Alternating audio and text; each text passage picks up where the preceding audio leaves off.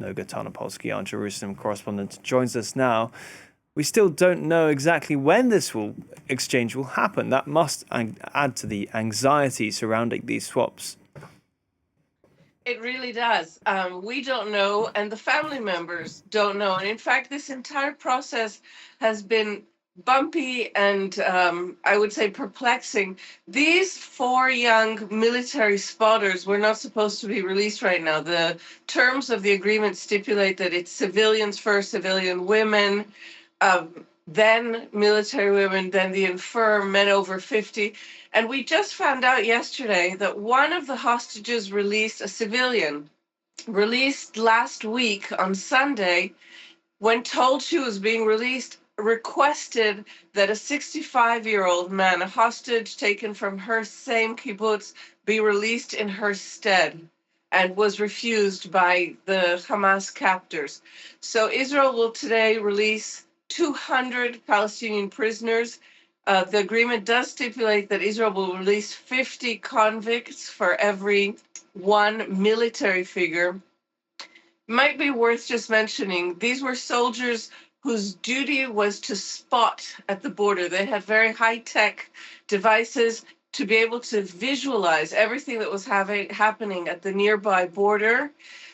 They are among the soldiers who were ignored and whose warnings were ignored. So among Israeli society, they're considered almost doubly victims. They were also not armed. By a decision of the IDF, the soldiers who were in those kind of posts where they were using intelligence to see the border were not armed, and their warnings were ignored.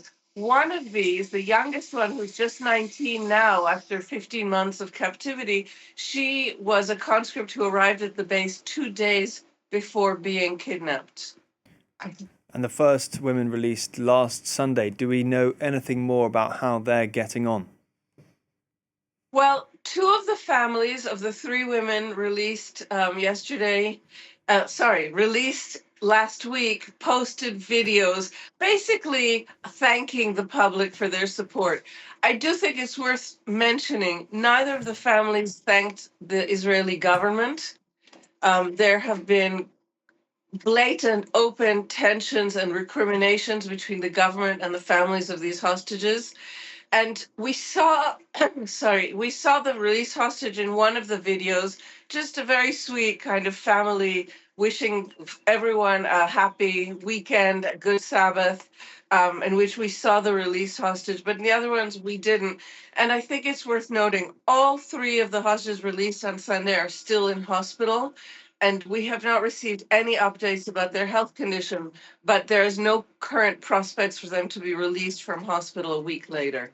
All right, Noga, thanks for that. We'll come back to you as soon as we know more on when that exchange will happen this Saturday. Thank you.